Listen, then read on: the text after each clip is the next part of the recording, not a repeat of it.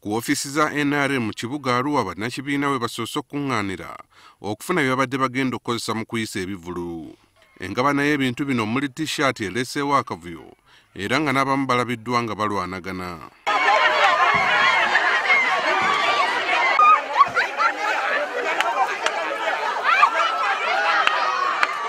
Oluvannyuma batandise okutambula mu kibuga nga bakutte ebipande okuli obubaka obusaba palamenti ejja ekkomo ku myaka gy'omukulembeze w'eggwanga.